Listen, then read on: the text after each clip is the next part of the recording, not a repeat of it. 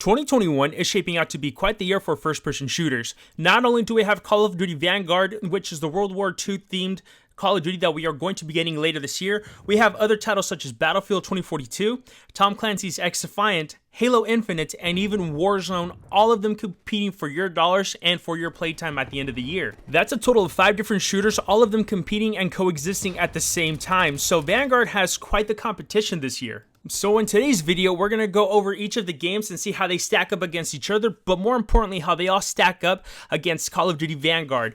But before we get into the video, guys, I would greatly appreciate if you guys dropped a thumbs up if you guys like the video, and if you guys love it, be sure to go ahead and drop a sub, because all of these games are going to be coming to the channel at one point or another. Whether they stay or not is yet to be seen, but I would definitely appreciate any support on this video, guys. It would definitely mean the world to me. In order to see how these games all stack up against Vanguard, we really need to talk about what we know about them, and let's go ahead and start with Vanguard. We know basically nothing about the game at this point. The only thing we know is that the lead studio is actually Sledgehammer Games, and they've said nothing other than just a couple of days ago reveal a new look. They've revealed the new logo, and that's all they've done so far. Other things that we know is that it's going to take a traditional World War II setting. However, there are insiders also saying that it is going to take place in an alternate timeline where Germany actually wins World War II, and it's possibly going to be set in the 50s. Besides gameplay details, the only other thing that we have here is that, of course, it's going to integrate into Warzone.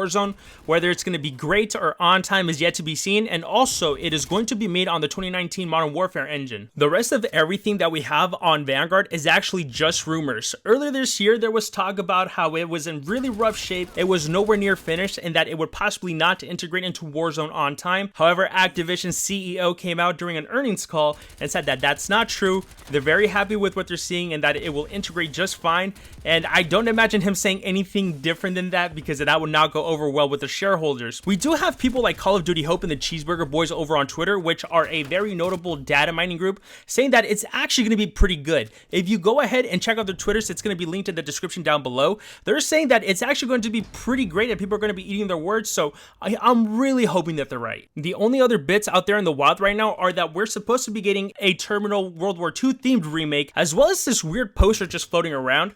I wouldn't take this with any credence at all. I have seen some YouTubers just try to clickbait with this heavily, but the reason I wouldn't say don't even listen to this at all is because Zesty Leaks or the Cheeseburger Boys, Call of Duty Hope, not even Charlie Intel have even picked this up or said anything about it, so I'm gonna go ahead and say that this is a total dub. And as far as zombies go, it's basically confirmed that Treyarch is actually helping Vanguard with their zombies mode, which is why it's pretty lackluster in Cold War this year.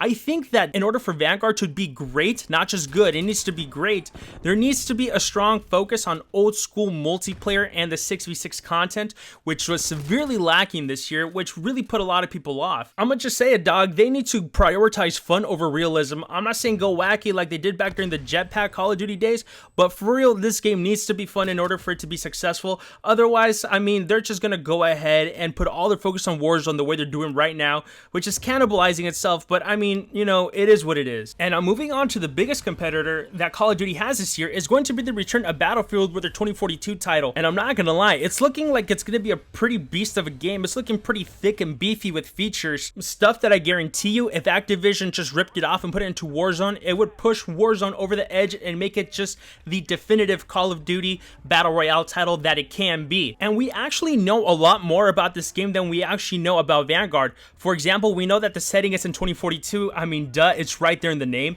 It's actually going to be multiplayer only. They are not going to be doing a campaign this year, but the reason why is that they actually focused all of their efforts, it seems like, into the multiplayer, and this is how you drop a campaign, not the way that Black Ops 4 did it. Not to throw shit at that game, fucking hated it. As far as game modes are concerned, it's going to have your typical Battlefield, like big teams, you know, big map style gameplay. It's also going to have 5 huge maps that can be broken down into more sectional maps, the same way they do strike maps in Call of Duty right now, depending on which game mode you're playing. It's going to have your high player counts that you typically associate with a Battlefield game. PC and current gen, that's Xbox Series X, Series S, and PS5 are all going to support 128 players on the map, and it's also going to be crossplay between current gen and PC. Last gen, however, Xbox One and PS4 are going to be limited to 64 player maps. However, the development team says that that will not take away from the gameplay experience, and all of the dynamic elements that they add to the game, such as, you know, collapsible buildings and changing weather, will still be there. It'll just be, you know, on half the player count. now. One big focus this year is actually going to be vehicles. Because of the sheer size and scale of these maps, you need an easy way to get around. So vehicles are going to be a big focus. You're going to have ATVs, tanks, jets, you name it. As a matter of fact, the reveal trailer had that cool jet trick shot. You know which one I'm talking about. This year also introduces specialists, which are kind of like classes from Battlefield games of the past. However, this time they do have a special trait and a gadget that is specific to them. For example, there's a grappling hook. Any primary weapon or any weapon class can be used by any of the specialists. They are not locked in any way. There's going to be 10 specialists at launch, and what they do, nobody really knows. We only know about 4 of them. But one of the main reasons that I believe they actually dropped campaign in favor for a multiplayer only game is the fact that we are going to be getting something called Portal Mode. And this, the best comparison I can think of is actually Fortnite Creative Mode, but on a whole nother level. What this does is it allows you to make your own custom games, game modes, maps, weapons, you name it. You have from, I think it's 4 different battlefields to choose from, and you can pick weapons from any of those era, drop them in any map, and this is a great idea that Warzone can actually pull from and make itself better. I know it technically already does that, because this year it's going to be integrating its 3rd Call of Duty into Warzone.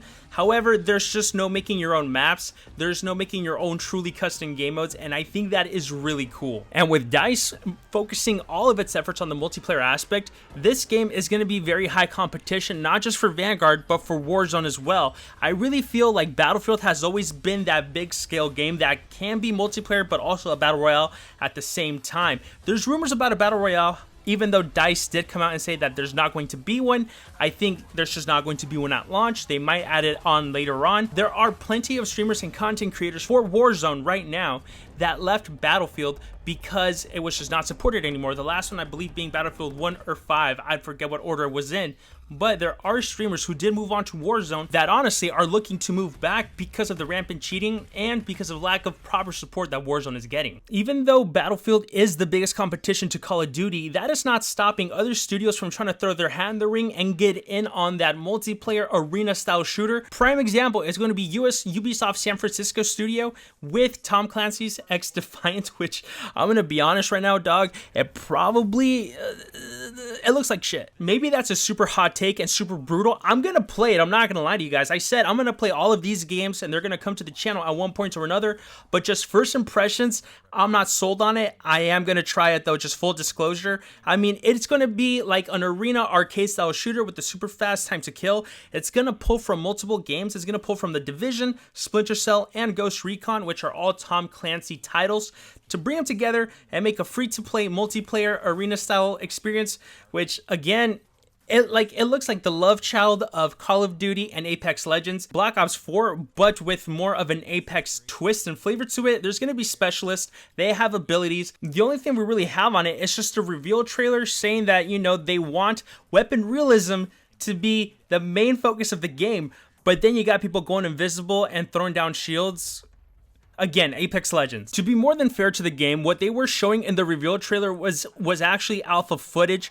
And in a slight little twist, they actually brought on Call of Duty YouTubers such as Exclusive Ace and Drifter, which were basically J-God before J-God was even a thing. They brought them on to actually consult on the game, and they publicly tweeted this when the game was officially revealed. And I mean, do what you gotta do, dog. If you're trying to compete with Call of Duty, you have to bring people on like that, but I'm personally not sold on it, even though I'm gonna play it. And oh man, Tom Clancy fans who were expecting a new Splinter Cell are less than stoked. They're pissed. And honestly, one of the major factors to me saying that this game is actually going to be competition for Call of Duty is the fact that it is free to play. Free to play opens the doors for so many people and so many kids. You have to understand there's a lot of kids out here who don't have jobs, who can't buy their own games. They rely on mom and dad. We all did at one point, but free to play just opens that door for them, and it might pull them away from Vanguard, it might pull them away from Warzone, a more hardcore shooter from the looks of it, and you know, that does give it competition. And speaking of free to play multiplayer, Halo Infinite, which will finally release